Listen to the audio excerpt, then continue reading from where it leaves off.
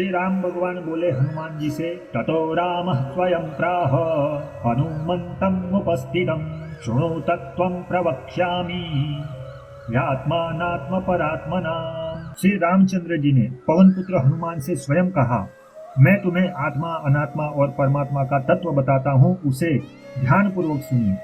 आकाशस्य यथा भेद द्विविधो दृश्यते महान् जलाशये महाकाशः तदवच्छिन्न एव हि प्रतिबिम्बाख्यमपरं दृश्यते द्विविधं नभः।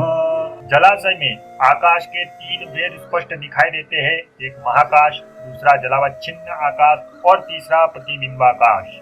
जैसे आकाश के ये तीन बड़े बड़े भेद दिखाई देते हैं। महाकाश का अर्थ होता है जो सर्वत्र व्याप्त है, जलावच्छिन्न आकाश का अर्थ होता है जो केवल जलाशय में ही परिमित है, और प्रतिबिंबाकाश का अर्थ होता है जो जल में प्रतिबिंबित है। बुद्ध्यवच्छिन्न चैतन्यम एकम पूर्णमथा परम आभासस्त्वपरं बिंब भूतमेवं त्रिधाचिति। उसी प्रकार चेतन भी तीन प्रकार का होता है, एक तो बुद्ध्यवच्छिन्न चेतन जो बुद्धि में व्याप्त है, दूसरा सर्वत्र परिपूर्ण और तीसरा जो बुद्धि में प्रतिबिंबित होता है, जिसको हम आभास चेतन भी कहते हैं। साभास बुद्धेः कर्तृत्वम् अविच्छिन्ने विकारिणी साक्षिण्यारोप्यते भ्रांत्या जीवत्वं च तथा बुधे।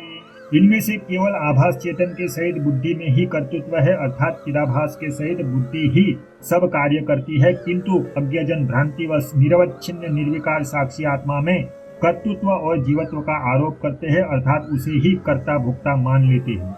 आभासस्तु मृषा बुद्धि अविद्या कार्यमुच्यते अविच्छिन्नं तु तद ब्रह्म विच्छेदस्तु विकल्पतः।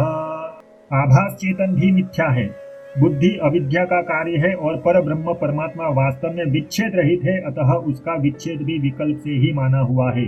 अविच्छिन्नस्य पूर्णेन एकत्वं प्रतिपाद्यते तत्त्वमस्यादिवाक्येश्च साभासस्यामहस्तथा। इसी प्रकार जो साभास चेतन है वह अहम रूप अविच्छिन्न चेतन अर्थात जीव की तत्त्वमसि अर्थात तू वह है आदि महावाक्यों द्वारा पूर्ण चेतन अर्थात ब्रह्म के साथ एकता बतलाई जाती है। ऐक्य ज्ञानं यदुत्पन्नं महावाक्येन चात्मनो तदा विद्या स्वकार्यश्च नश्यत्येव न संशय। जब महावाक्य द्वारा इस प्रकार जीवात्मा और परमात्मा की एकता का ज्ञान उत्पन्न हो जाता है, उस समय अपने कार्यों सहित अविद्या नष्ट हो जाती है, इसमें कोई संदेह है नहीं। एतद्विज्ञाय मद्भक्तो मद्भावायोपपद्यते मद्भक्ति विमुखानां हि शास्त्रगर्तेषु मुह्यताम् न जानम न च मोक्षः स्यात् तेषां जन्म शतेरपि। मेरा भक्ति इस उपर्युक्त तत्व को समझकर मेरे स्वरूप को प्राप्त होने का पात्र हो जाता है, पर जो लोग मेरी भक्ति को छोड़कर शास्त्र रूप गड्ढे में पड़े रहते हैं और भटकते रहते हैं, उन्हें 100 जन्म तक भी न तो ज्ञान होता है और न ही मोक्ष को प्राप्त होते हैं।